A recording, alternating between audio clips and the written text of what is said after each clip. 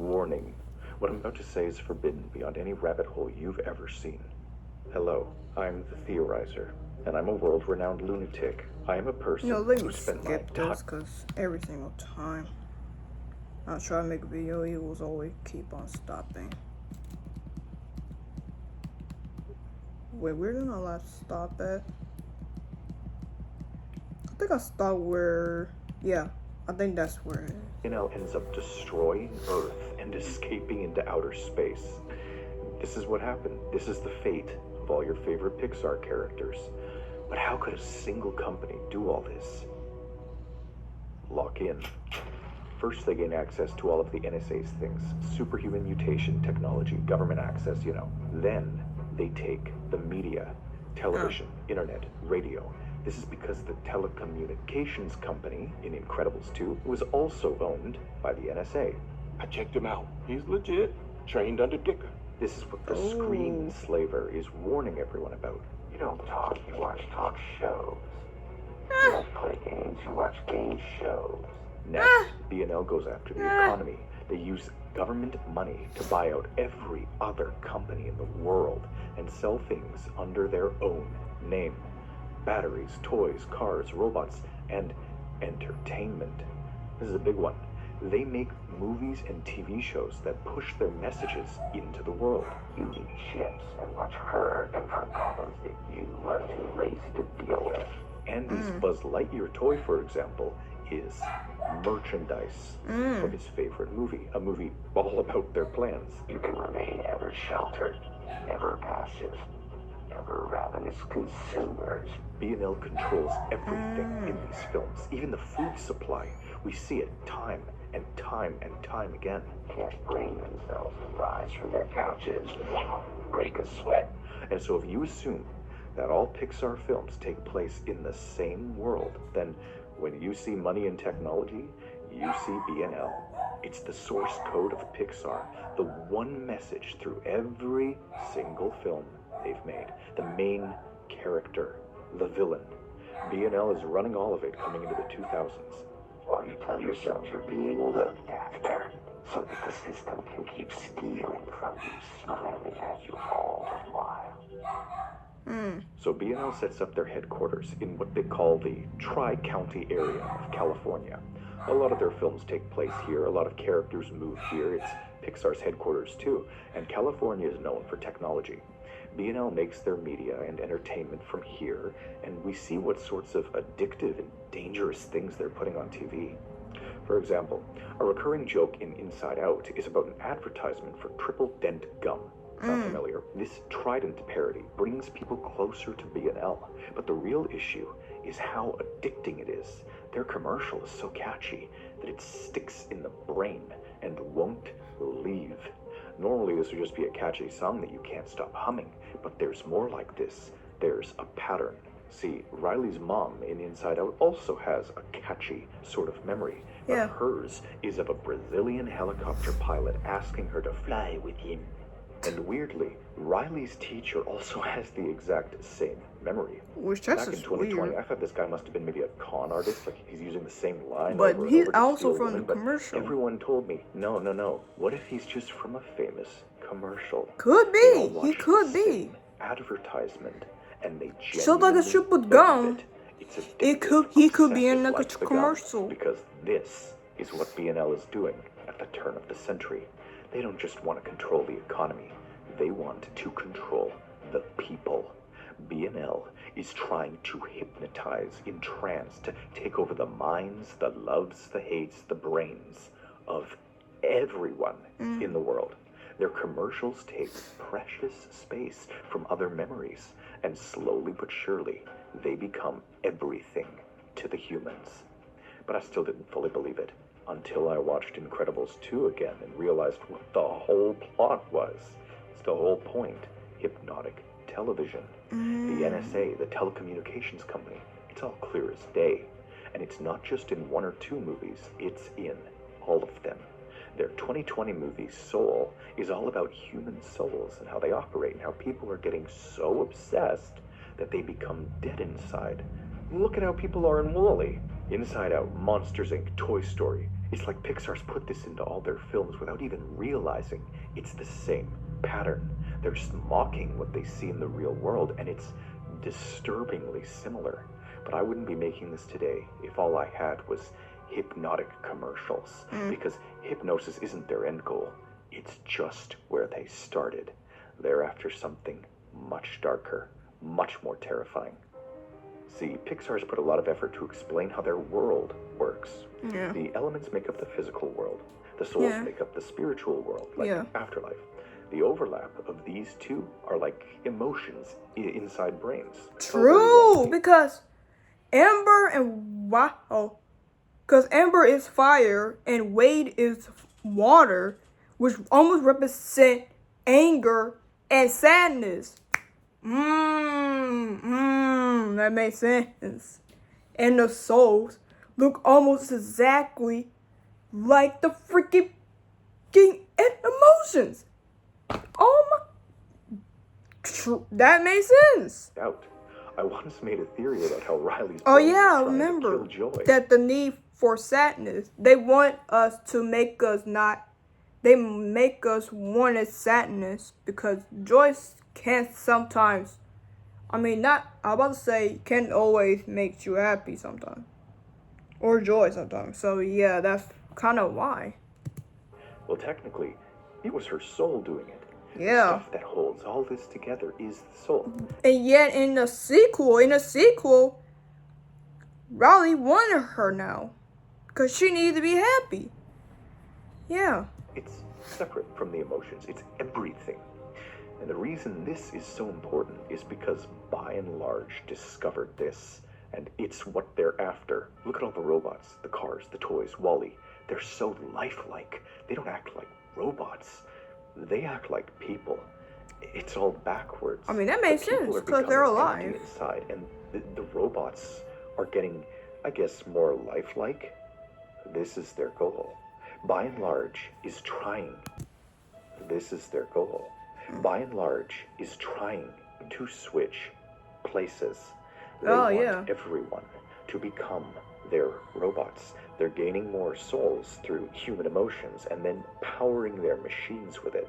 This is why their toys act so human. It's why their robots are also But they don't eat. But they never eat. Else Bell in the theory said that they can't eat. So yeah, that's kind of and they have like but they can't even eat. We never see anyone eat nothing. We always see Bullseye just lick the fingers, but it's not.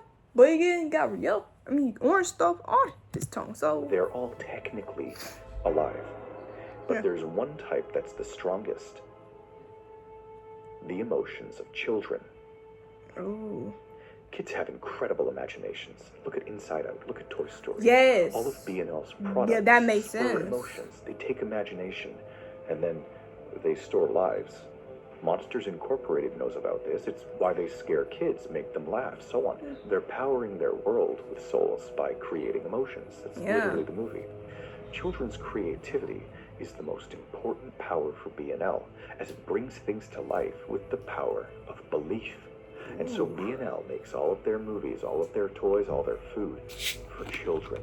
Looking through the soul of humanity and mapping brains so they can replace us one at a time. Still don't believe the soul stuff? Then why do the wishing wisps in Brave look identical to the souls of babies? I don't know, cause the Will o' the Wisp looks so much. It's almost more red than the souls, cause they almost look so. How you say it? I think I know how to say. I think I know how to spell it, but I don't know how to say it. It's CYNN.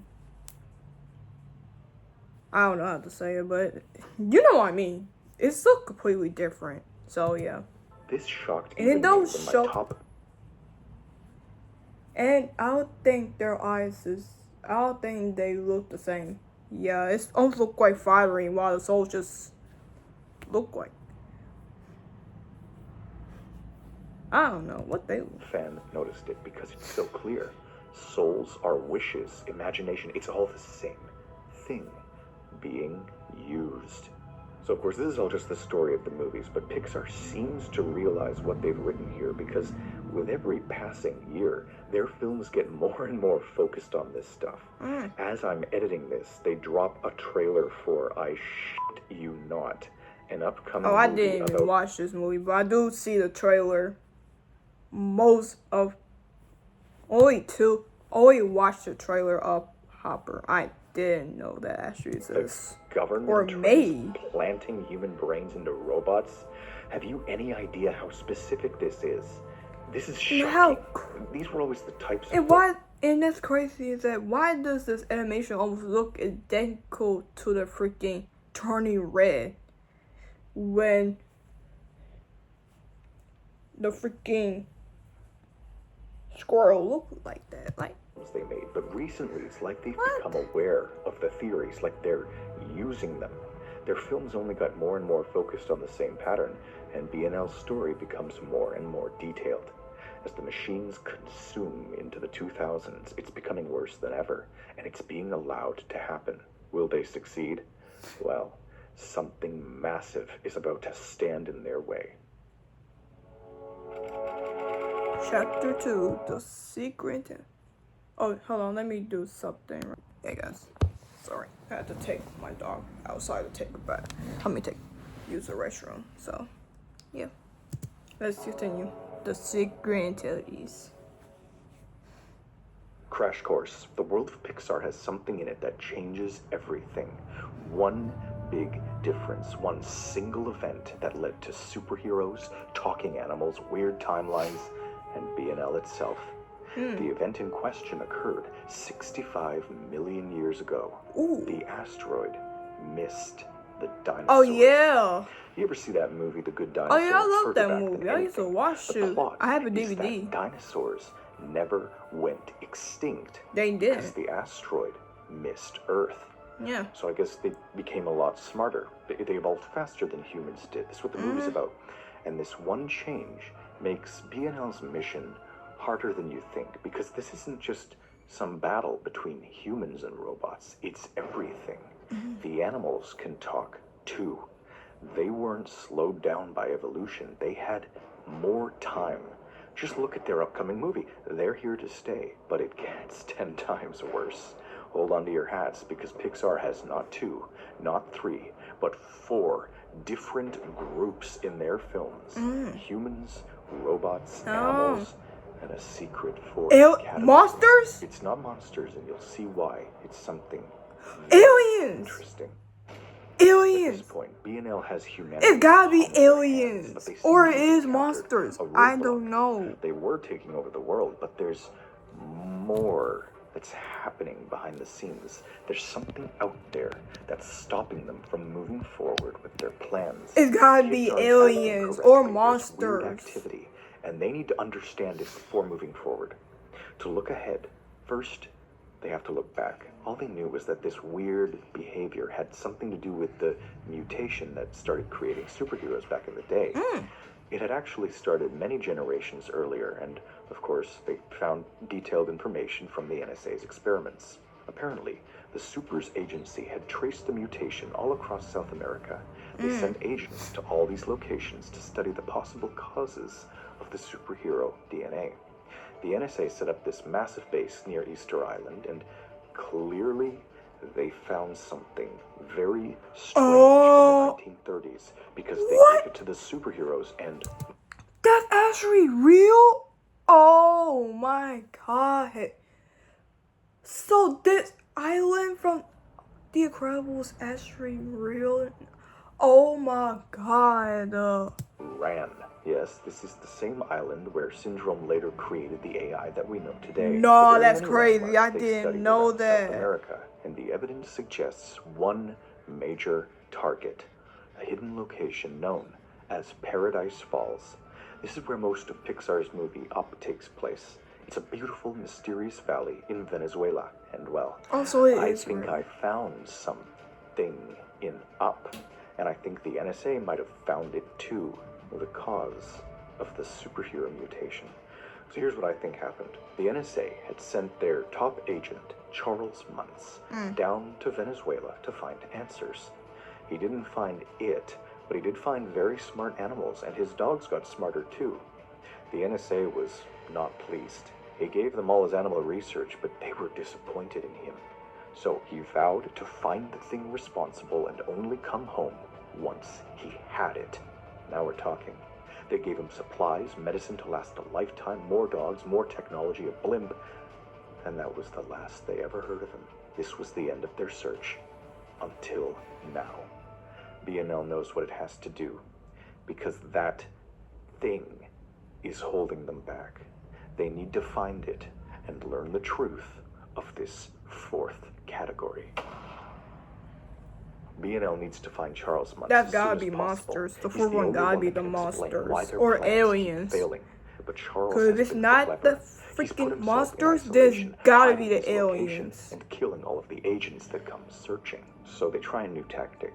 Using their helicopter advertisements, they try persuading random civilians down into the area. Instead, they're not very suspicious. He must let them in. But these people weren't nearly good enough at exploring. They all fail and die. They need a real explorer, but one without a past. This brings us to the main events of Up. BNL zooms in on a quiet elderly man who can get the job done, a lifelong fan of Charles Muntz, who never got his own chance to adventure. BNL kills his wife and buys out his whole neighborhood. They try causing as much misery as possible. They keep trying to get him to venture out and explore. They even send in their supervisor's kid, an adorable Boy Scout. They try threatening the man openly, boxing him into a corner, and forcing him to find Muntz. And incredibly enough, the man that's the guy from the thumbnail. That's kind of funny because that looks exactly like the man in the thumbnail. I love that idea. And incredibly enough, the man uproots his entire house into the air and sails down to South America, searching for his childhood icon. BNL was ready. They stuck the kid under his porch and equipped him with a tracking device to spy on them. The old man and his Boy Scout head south, directly into a storm, and the tracking device navigates them down through the Bermuda Triangle. Once they get through, it sends them directly to Charles Muntz, just as planned, hidden in Venezuela for 70 years. And the result is chaos. Muntz had completely lost his mind to obsession and is promptly killed and replaced by his own fans who shelter the entity, commandeer his blimp, steal his army of dogs, and fly back to the States with everything. Literally, this is just the whole plot of Up, by the way. I'm just describing what's really going on. And when they return, BNL acts fast. They steal everything, study everything, and come to 3 absolutely jaw-dropping conclusions. 1. Animals have become unbelievably intelligent. As humans have been degrading, and they won't go without a fight. 2. What the GPS found in the Bermuda Triangle was far more important than anything Charles Muntz had done in his decades of work. And 3. That entity is from a group that caused these mutations, and it is not from this world. This all lines up perfectly with what BNL had been seeing. Strange activity, unusual roadblocks, children not responding as they should. They know what's happening, and now so do I. Here's why. The Monsters, Inc. DVD comes with a bonus disc. There is a deleted scene hiding on this disc. It is narrated by the NSA's lawyer and explains I've seen it multiple times on your video. Apparently that mutation had occurred a very long time ago, thousands of I years ago. didn't actually watch the delete scene, but I did watch that video that he mentioned. Mons explains that the monsters from Monsters, Inc. were actually ugly humans who got bullied and chased away. They took refuge on a mysterious tropical island. They ate forbidden fruits and embraced their ugliness, using it to scare humans instead. This mutation got worse and worse, and now they don't look anything like each other, but their society is thriving in a distant world. Bro, imagine Quasimodo was actually one of these monsters from Monster Inc.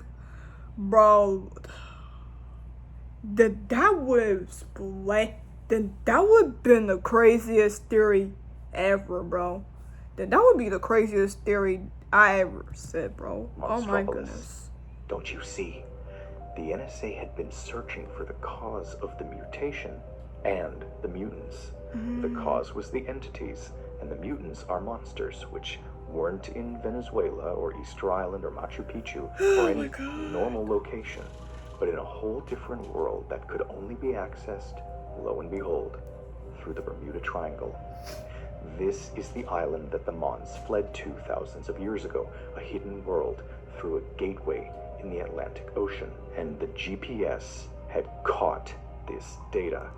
And Muntz was obsessed with getting Kevin because Kevin was not a bird. The monster of Paradise Falls! It is a monstrous half-breed roaming the ancient ruins of a testing zone once run by the mysterious fourth entities, B&L's worst nightmare. I need aliens! Oh! Aliens. Oh my! Onward, Lifted, Lightyear, Elio. These are all Oh my god. I don't know. Oh my god. Onward, Lifted, Lightyear, Elio. No, bro, what? Oh. Oh my god. See, I always knew. Every single time I start watching, at first I was supposed to be a random person that did it. See, at first I thought I was supposed to be a person that pretends like I didn't watch this, but I watched it multiple times, and yet sometimes I forgot about that. Oh my god. I don't know Onward, Lightyear, and Elio, but I didn't know about Lifted, so. Is Lifted even a Pixar? Let me check. It's a short film, and that's released in 2006 and directed by Gary Reestrom. It was briefly played before the regular screening of Ratatouille and its visual in the Pixar short film collected Volume 1. So it was played before Ratatouille.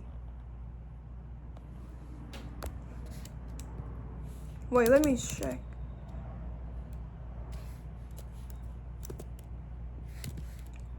It was made before Ratatouille movie. So it was made before Ratatouille. Oh, so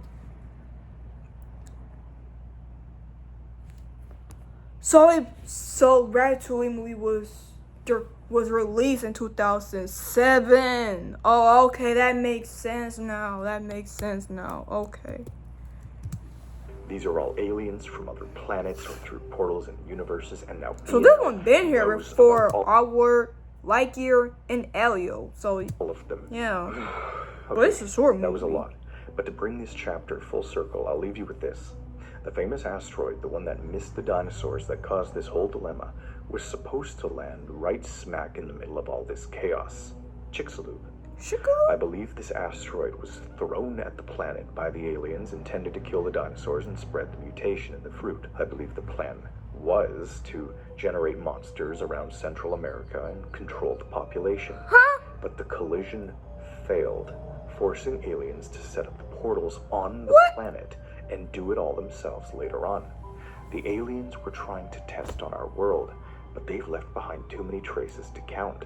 And if you think that is crazy, get ready, because B&L's response to this discovery is 10 times more insane. B&L has found everything, and they're very mad to discover that monsters are stealing their energy.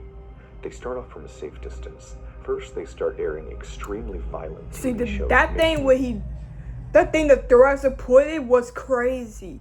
Especially when there's about to be a shocking scene. You'll see. The kids. Oh my god, that's kind of crazy. You like showing us how crazy the theory was actually true. Becoming the kids' imaginary friends instead, which works twice as well given the power of imagination. And I mean, look at Riley's imaginary friend. That's a monster. But none of that. True! Because he's from imagination. Because he's an imaginary friend that was made from imaginary. Okay, I got it. I got you. I got it now. I got it now. Taking down monsters one by one, and they fully have the means to do so. Full knowledge of their history, their portals, and the element of surprise. Their final move, their explosive finale, is so insane, so incredible, and so cinematic that it defies anything I've seen in my entire life as a human being. In a vindictive, poetic twist of fate, BNL aims to turn the animals against monsters while they take the humans and run. They aim to crush every scheme of the aliens that did this, every plan for evolution, every manipulation, all so they can consume humanity in isolation and power up to kill the aliens too. Full disclosure again, this entire saga is the culmination of every last detail, every last plot hole, and every last connection from all of these movies. You see it, because if you do try to connect them, this is basically it. The proof is relentless. I can only show so much because most of it's from my 30 previous videos. Yeah. You can squabble about specifics. I'm just grabbing every single last detail that exists, and this seems to be the result. We're assuming that the films take place in the same world and just asking what that looks like on the closest possible level. Does Pixar intend all this? I can't speak for specifics, but the overall idea is very consistent on a thematic level. And yes, it's increasingly, I believe, intentional. Oh my god. I love Jerk. That's actually crazy. I'm not gonna lie to you. Oh yeah. Okay now. Almost sound like a theme song from Halloween movie. Attacks on Animals Chapter 3.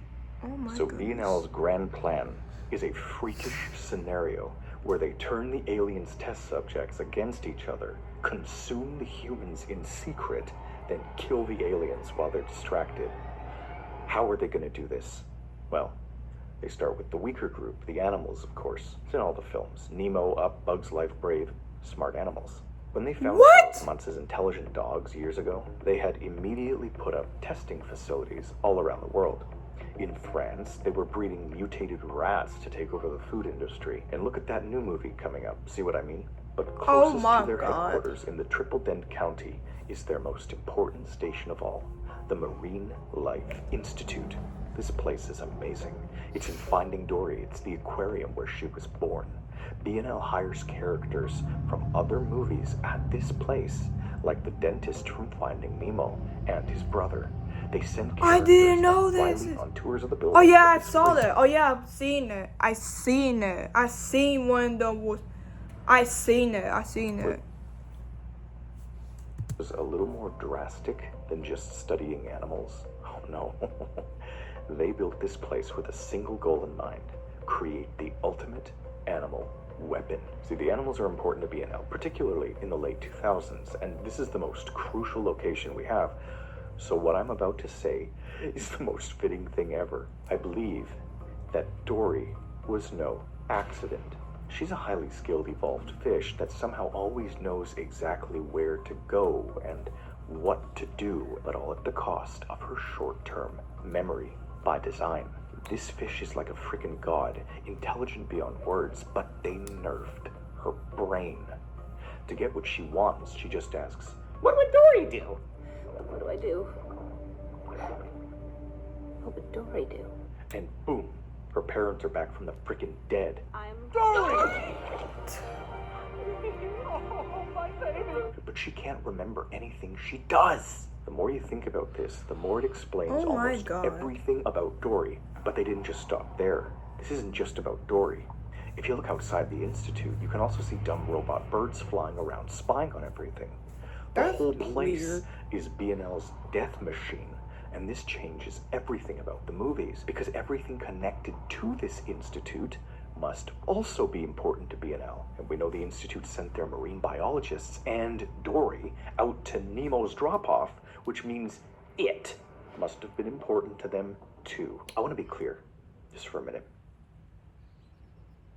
A worker from the Marine Life Institute in California and a fish that escaped from there both appear just meters away from each other at the same reef off the coast. Yeah, just like how Dory and Marlin met on 2 different movies.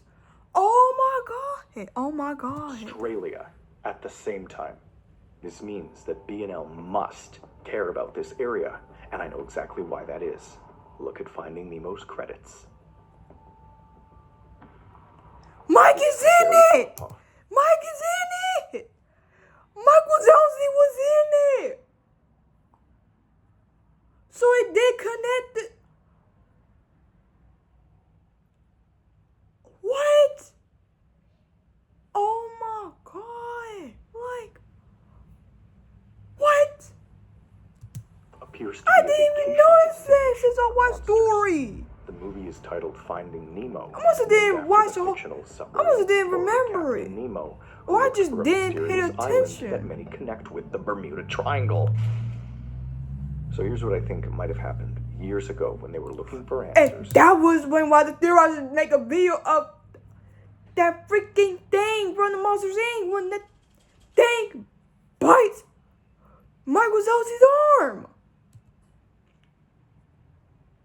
Oh, B&L went He to got an to show old this. time submarine to study the He strange got to phenomena, show but they this. couldn't find anything. They stayed nearby just in case and studied the intelligent fish. Upon discovering whole societies among the fish, B&L took precaution and created vicious creatures to contain the area. Oh, like that as a thing whole from the to keep it beginning in that check. killed Barracuda, Marlin's anglerfish, wife and his this might be kids. why Yeah. Bruce has no father. There is a father.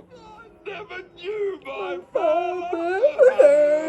He was bred in a submarine I laboratory. love that scene. Ultimately, B&L's I submarine was never too knew old my and was father. destroyed. This is all why they sent the Sherman brothers and Dory later on. They're there to check up on it all. It ties everything together. More importantly, though, following these movies, we know that P. Sherman quits his dentist job and moves to California, joining his brother at the Institute after learning that his fish had conspired against him. Mikey! All the animals are gone mad! And according to the directors, I someone remember. ultimately returns to Right, the oh, reef years later, Oh, murders it's the funny very how the same doctor just barracuda, hit himself stuffs and it, knocked and himself gives it to out. none other than the Tri-County It made me Antique Shop. remember watching YTP Kurosawa when he get multiple times on a remix. The Mad Doctor. I remember this one. It This is is so not funny. speculation. That is confirmed fact. Wait. The Antique Shop. This is not. In an interview with BuzzFeed, Toy Story 4 director Josh Cooley and producer Mark Nisley, sorry I said it wrong. I just sometimes suck at it. Confessed that they planted an Easter egg in the film, which was released in June 19, all to do with the barricade fate. Oh my god! And the pair told Apocalypse that in the Quincy's shop that Woody and Forky end up in was a stuffed and melted burger on the wall. What?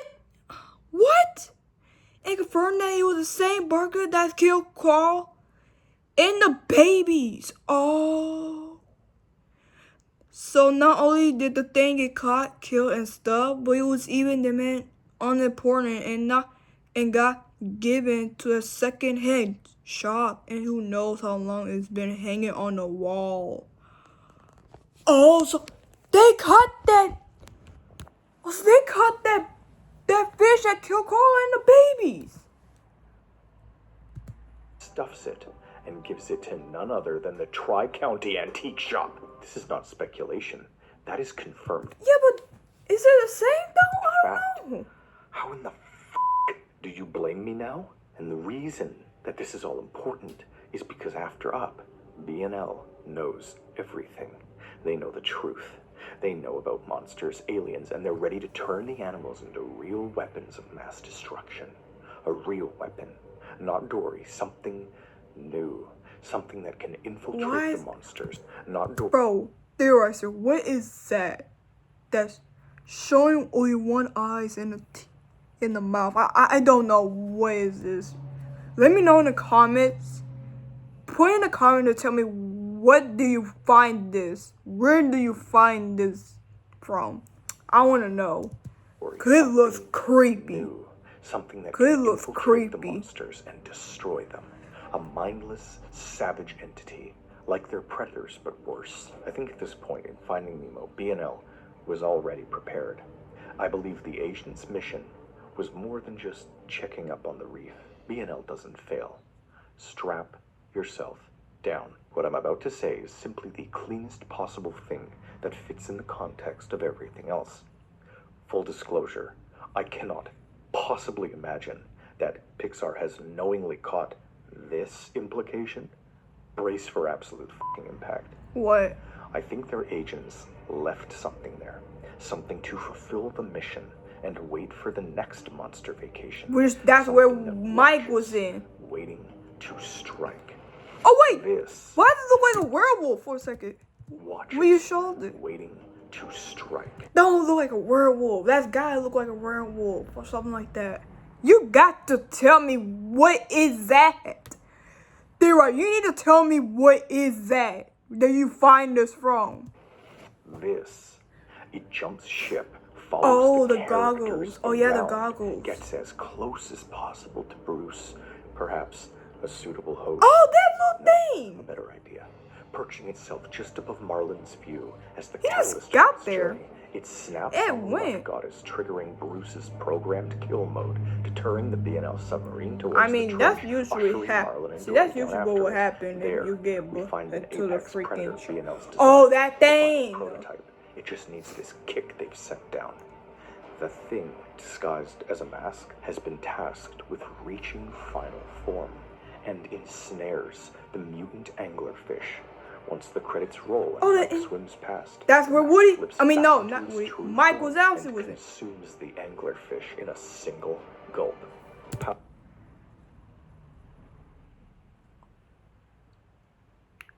Bro, I need to watch this movie. I need to watch this movie and watch the end credits. No, see, I need to watch the end credits and watch the whole movie, bro, because I need to pay attention to every single end credits, bro. Oh my god. Powering into a new entity that traces Mike back to the portal lying in wait just outside the gateway for the day of invasion. The body snatcher itself, baby Smitty, a toothy vicious. I said that. I said that. I said that. I said that. I said that. Oh my god, I said that. Apex predator weapon with angler teeth, devised by B&L to mimic baby monsters, infiltrate their world, and replace everyone from the inside. If you know who this character is from my old theories, this is the craziest reveal ever. Yes. If you don't, just know that this thing from Monsters Inc. has one of the If you didn't watch this movie, this video, watch this video first and then watch that video right there, because you will gonna understand why it makes so much sense now. rabbit holes in the entire history of Pixar. And basically it's what Mike I said, it is a big Wazowski. monster that kills others. It's a whole thing. But what's crazy is that this is the only way to connect all of the facts. It's insane. It's unhinged. It's the story Bro, that scream that is sits so here. But beyond all else, iconic. it's incredibly epic. And while I'm just recording this, I thought about how crazy all this sounded with ocean-born monster hybrids. But then I thought, wait a minute. Didn't Pixar release a whole movie about sea monsters just a couple? Luca! Dang, Luca! Oh my god, Luca! What kind of... So with their plan for the animals having reared something much more insidious than previously expected, B&L watches intently Oh as my their best God, laid plans come to pass. And at this point in the timeline, the entirety of Monsters, Inc. and My Baby Smitty theory occur. Yeah. In short, they set up a fake bedroom to trick the monsters, send through the robots, and send in Boo, who, as you may remember from my videos, It's could a also robot. be a robot. And then their creature slips through the vacation portal during the night of chaos and begins destroying their population one by one. And I shit you not, for as ridiculous as this sounds, all of the B&L robots have this exact mission programmed in their code. When the Buzz Lightyear toy of all things is broken, I we see remember them drunkenly this. babble about baby Smitty's I remember! See the hat? I am Mrs. Nesbit. He actually said that! He actually said that! And no one didn't realize! And no one didn't actually realize that! I can't believe most people didn't realize that! Even I didn't know that! Even I didn't know that! Oh my god! Bro, give him an Oscar, bro. Give him more likes and subscribe, bro. Give him a... Bro, they need to. Bro, the theorizer, he knows everything, bro. He knows every single thing, which is why I like his theories. Oh my god. See? Beyond anything I... Literally imagine Alice Bell and the theorizer work together. Bro, that would be the most... the freak... That would make my mind... Mine is blown... Oh my god. They should... Bro. Smitty's teacher. You see the hat? I am Mrs. Netback. This is beyond anything I've ever... It's so insane. This is like the So craziest thing story ever. And B&O would have gotten away with it too if it weren't for one person, one mastermind, keeping the full force of the apocalypse at bay, the one who foiled B&L at the height of Roz? their plans. Roz. Roz? Chapter 4. Snap your W-2 Oh my and God. file your taxes Roz? 100% free. Oh my god. Plus, I mean, the yeah, biggest refund. I could Roughly tell. 37% of filers qualify. Simple Form 1040 returns Like, oh only. my goodness. File now. Oh my goodness. Oh my goodness. The Super Mario Galaxy movie, only in theaters. Mom! And that's why things are getting galactic with your Lucky Charms. Chapter 4 is Savior of Monsters. Savior of The Monsters. monster world is a very large place, but it's shown to be entirely run by one woman, Roz. the Snail. She's the leader of the Child Detection I thought she Agency. was She's the leader of all the because power she'll company have a regulation shell boards on and the spin-off her show back she runs. like a snail. Everything. So she She's gotta in be a control slug. of everything, and she sees everything. She's She knows unstoppable. everything. I even have the sneaking suspicion that she's in charge of all the major universities in the monster world too. Yo, hiding behind that's why other she figures exists. from the shadows, just watching. There even seems to be a pattern. And with she other also old lady exists monsters in working the with her. I always prequel. assumed that the dean of Monsters University was under her thumb. Same with Yeah. the librarian, Mrs. Yeah. Flynn, and maybe Mike's mom. Yeah. They're all related Eh. to her. My point is that Roz has spies Mom- everywhere. Mike's mom even barely close to the main exists. characters. Look at how Squishy's mom stalls them with gum, blares thrash metal, and interrupts with laundry. A spy. She's always watching too. From everything we've seen, Roz knows about B&L trying to access her world, and she's been going around single-handedly sealing all of the little cracks they create. It's her. Roz first discovered B&L when Mike and Sully caught the attention of human police officers during their university days. Mike did something impossible. He powered their portal from the human By side. screaming This is the dangerous. adults, If not B&L just children, discovers but such a the thing, adults they too. just kidnap people from all across Imagine America. Monsters Inc. scares a little crap out of monsters. Literally imagine monsters scare the crap out of the adults. Not just children, but adults too. Bro, then they will have the big... Bro, they will have the biggest energy ever, bro. Oh my god. Strap them in torture chambers until their screams ripped open the dimensions. And it's possible they already have.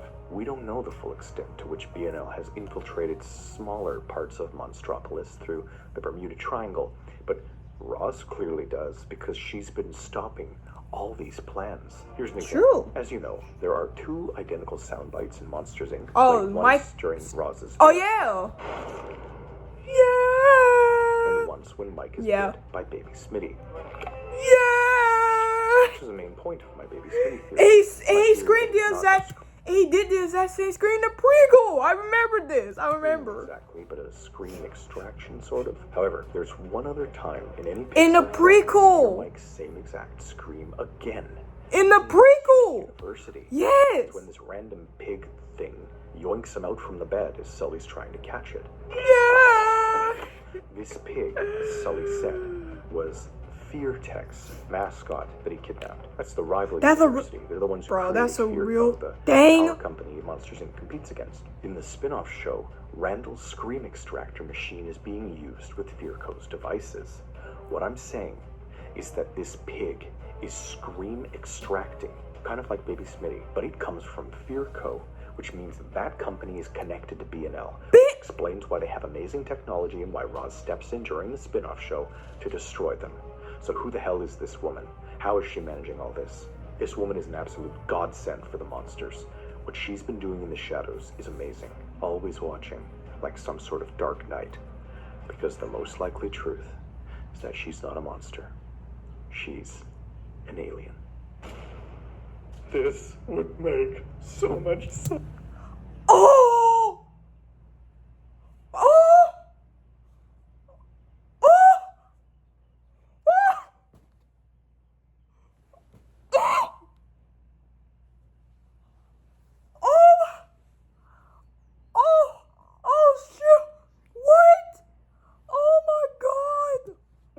She's the alien.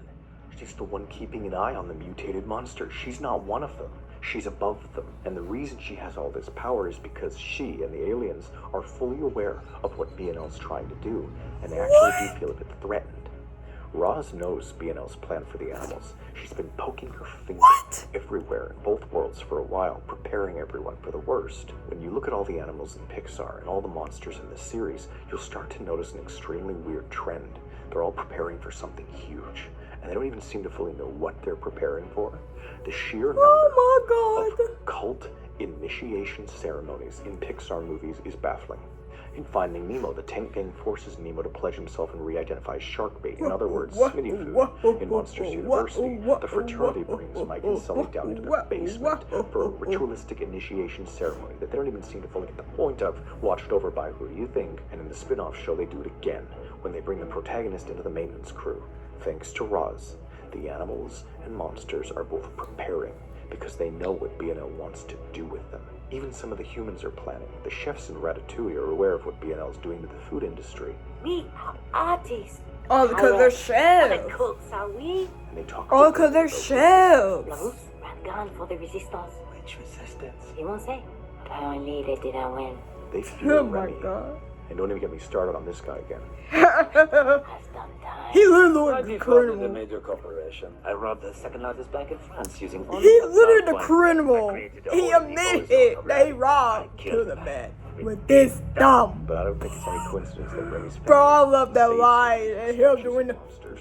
And it's all because of Roz. I kill a man with this Succulent, thumb. intellectual Roz. The Monstropolis Man, is so saved. funny. They praise Marlin where it all goes down, and in all likelihood, Baby Smitty will be savagely destroyed later in the spin-off. Which finally really brings me to this spin-off show, because I finally sat down and watched all of it. For those who haven't seen it, Monsters at Work is the official Monsters Inc. TV show. It's very much like The Office. Season 1 especially is a parody of The Office. It introduces a bunch of new characters on the Monsters Inc. maintenance team, and we get to see exactly what happened in the time between Mr. Waternews's arrest and that final scene when they've set up Laugh Power. It's not a prequel, not a sequel, an in-between-quel. Season 2, Yes, however, both sequel and a prequel mixed together. So yeah, that makes sense.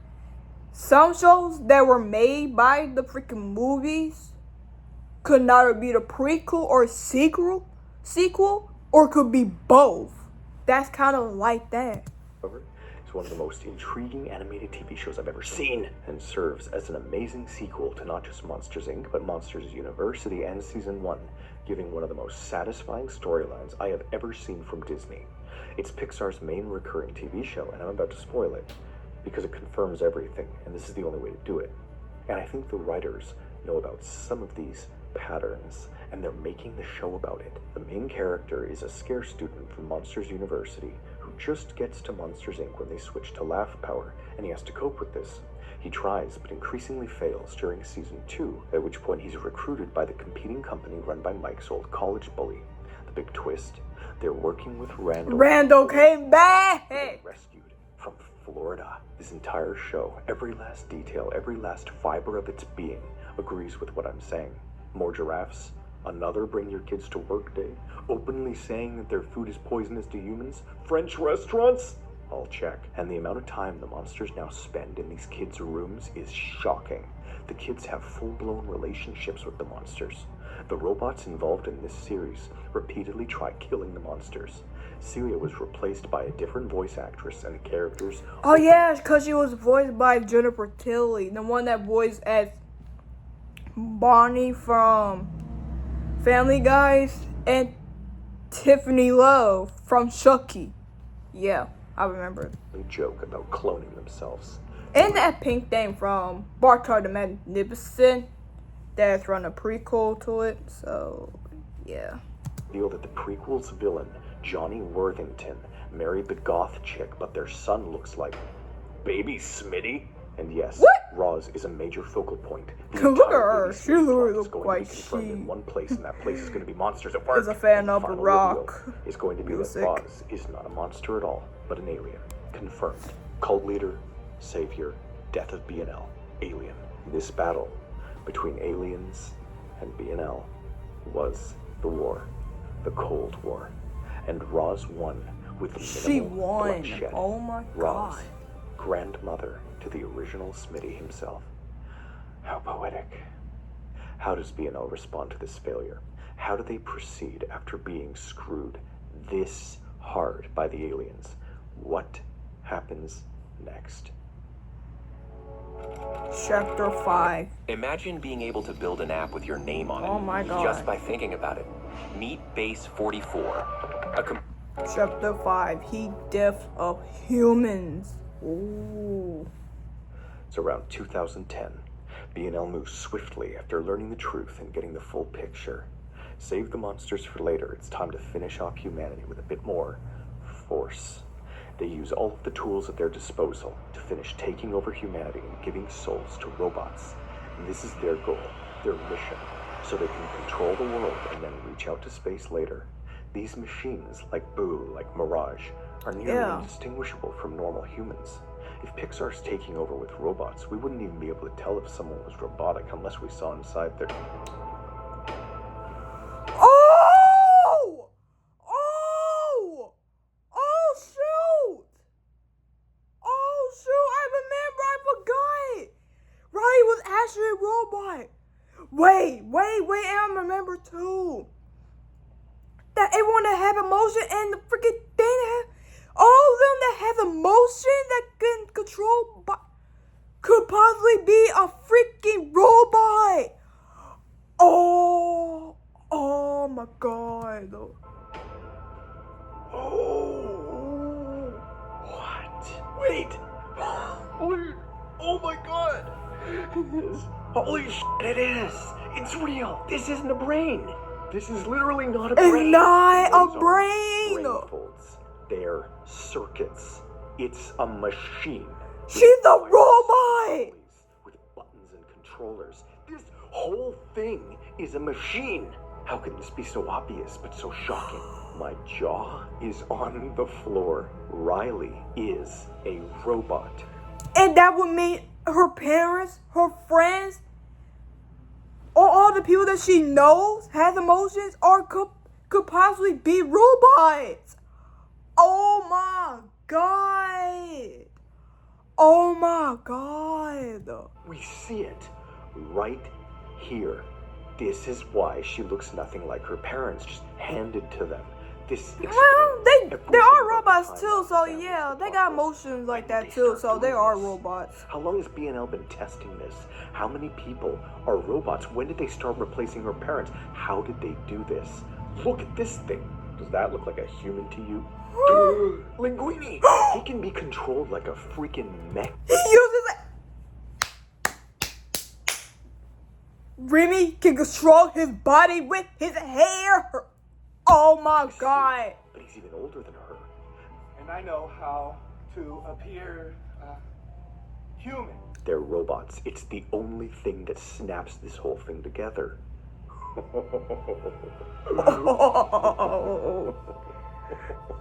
Star almost sounded like Remy for a second when he started laughing. Has nobody ever noticed Bro. this? Like ever? I'm shocked. It's right here. I It am. must be possible. We have a whole family tree. This is like my original theory, remember? For real. I have a whole family, all the Pixar connection. It's almost like that entire tree I built. All those characters, all those movies, those stories were a part Oh of yeah, some and Linguini. sick, twisted experiment. He's in a the timeline. county. He's in the family tree. A robot experiment? Could it be possible? B&L's vision for Earth being tested around their headquarters. This would explain why Woody would be possessed by Andy's dead dad. That would make sense. Yeah, that makes sense. Because he always cared for Andy. It always came back whenever he went missing. Oh my god, that would make sense. And if you blend all this together, the conclusion practically slapped me in the face. That mysterious woman, Emma Jean, that I always ranted about at the center of the family tree, fits perfectly as the possessor of Cow Girl, Jessie. Jessie! Years went on, my dear viewers. B&L won. They did it. They won? Us. There is no war. They don't care about being meticulous anymore. They don't care about energy or monsters. Leave it for later. They just swept over the world with an iron grip of robots. It was never a fight to be won. And just look at what they did to the world. Look at Wall-E, this meek robot who inherited the Earth. They infiltrated the world step by step, replacing tech CEOs and government agents so they could eventually pollute the atmosphere. And the robots, the machines, were eventually the only ones who could live or breathe here. The entire B&L corporate world that we see in Cars is our world. But the missing truth that's been staring us in the face is that the Cars are humans. Oh yeah! Humans that didn't. Some people in the theory saying that cars are actually humans this whole time. Because they can talk. Oh my god. Space. They chose to become robots over their own bodies. They were convinced by B&L to become machines willingly so they could live forever in a beautiful world that B&L controlled. That's what Cars is. But at what cost? Couldn't last.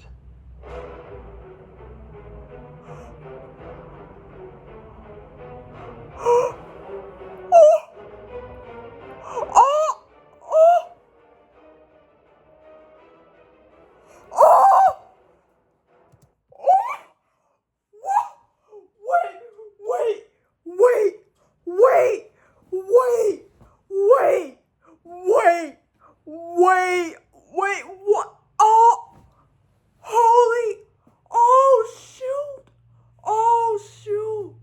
holy shoot, oh my god, it was the humans are in there, oh my god, the humans were in the, oh my god, the humans are in there, oh my god, the humans are in the little boxes, oh my god, and they're everywhere. Oh my god, they're alive. I can still hear them. How many kids you got in? And they are still alive! Is this what they wanted? I knew B&L was vengeful, but they planned all of it. The claw. The claw!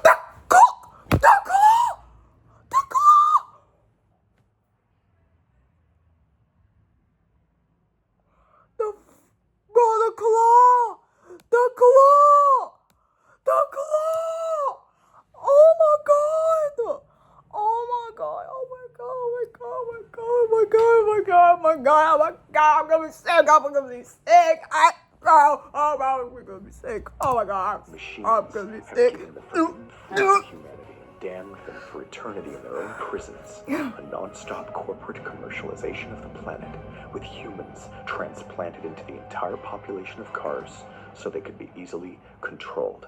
And our souls weren't fulfilling their natural purpose, and so we withered away, still alive, crushed into scrap metal. Wall-E has been sorting through millions of sentient, paralyzed hunks of metal, containing the lives of billions of humans and cars. It's the inferno Toy Story 3 was teasing, only to bring a spare few to the stars. So in Wall-E, that's where that freaking trash come from. Oh my god. Oh my god. Most profound movie, the epilogue of Pixar, we see the few humans in space seize their culture back for a brighter future. But B&L's expansion has moved on from this petty planet. There's nothing left to conquer except everything else. The reason they ascended to space in the first place. They're ready for the aliens. And it's at this point that shit gets real. And it does. And it does. It does. Oh my god. Oh my god. Oh my god. Chapter 6. The Universal Nest is still going? Far out there in space, B&L has made a discovery unlike anything they could have imagined. In the Baby Smitty theory, I mentioned that Pixar's new Lightyear movie was going to feature reality-breaking metas in outer space. It did. It features a hyper-speed wormhole, time travel, and takes place within a pocket universe of Toy Story. B&L sent the, quote, real Buzz Lightyear into space to find what they were looking for. They gave him an emotional, robotic cat and an AI pilot identical to the one from Wall-E, and he found it. At this point in the timeline, the mission they sent him on comes to fruition, and they arrive at their destination. See, there's no way for them to win against these aliens. The aliens that we are talking about here aren't just the ones from Elio. We're talking about the highest tier god entities that control everything, all the worlds, the universe. Any attempts to target them openly will end in disaster. B&L needs to sort of infiltrate the entire, I guess, structure of the universe where the aliens are hiding. And what I'm about to say will redefine Pixar forever. Entering the hyperspace from Lightyear, B&L penetrates the fabric of reality and arrives on a higher plane of existence, entwining with the Pixar universe and becoming Disney itself. This reflects what I prophesized years ago and reflects what we see in Pixar's reality.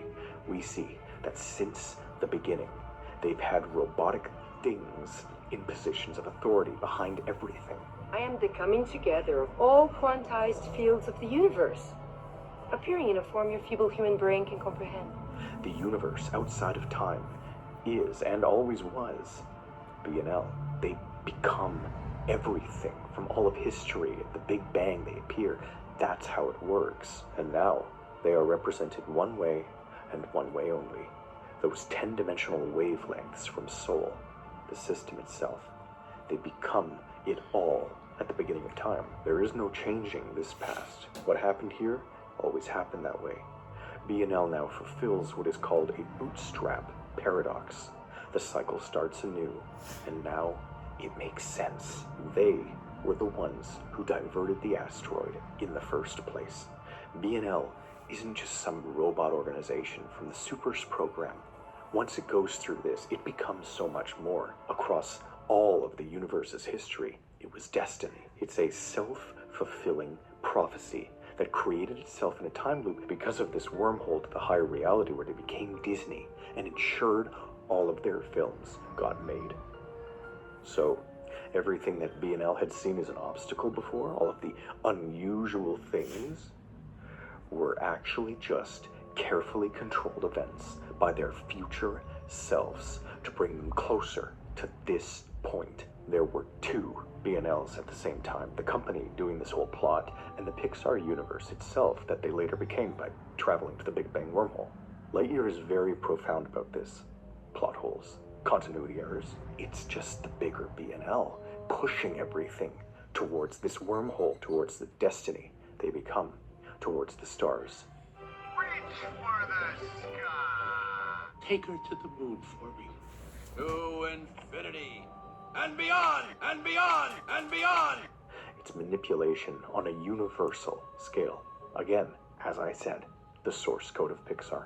Impossible characters scattered across films, victims lost to time, sent by a greater calling. And all of this reveals one last horror. The only reason little B&L's plan failed is because big B&L's plan didn't. See, as of the end of WALL-E, B&L's original mainframe has long since gone through the portal back in time, and now there's only one left, the main one that's been waiting, watching since the beginning of time that it took the portal to. So the timeline continues exactly as planned as B&L begins their final mission to destroy the aliens that they now share footing with. B&L now owns everything. They run everything. They control everything. They created themselves. They own the souls. They own Pixar. They are the universe, just as the films openly imply. The only thing left is to go where the aliens went, beyond the universe. All of the complicated stuff I just did is simply the technical way of describing exactly what Pixar's created here.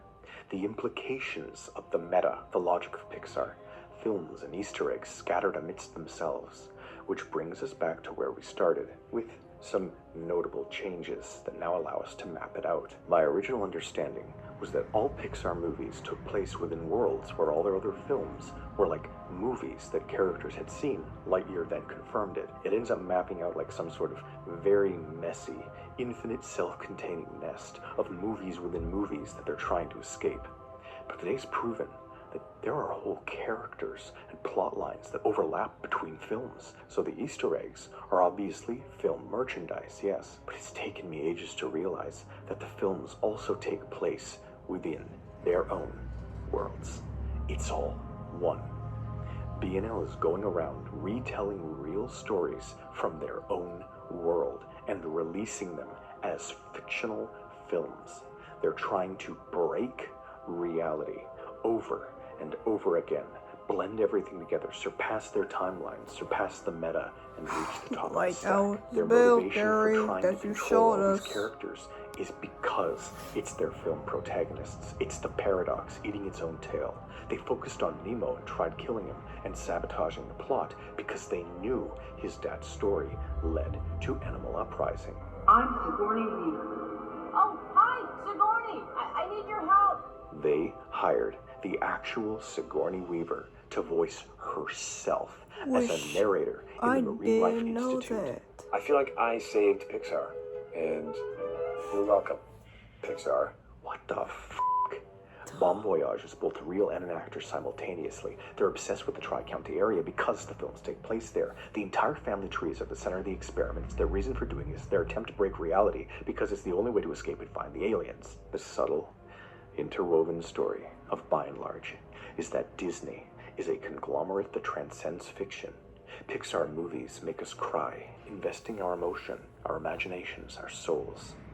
This is the plot Pixar has written, perhaps unintentionally. Forever rising through the layers, ever expanding as only an AI can do, because there were no aliens, only higher and higher B&Ls. This is the source code of Pixar, and it's why their most common Easter egg is none other than the address of their animation class. Where does this end? They already released the end of the story, and nothing in the history of my channel has ever been proven harder.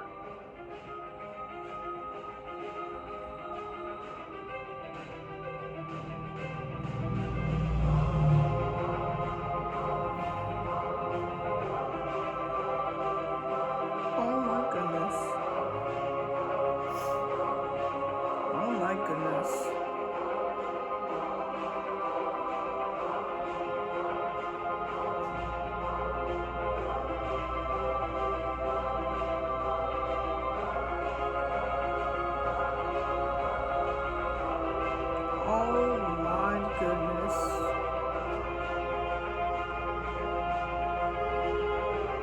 Oh my goodness.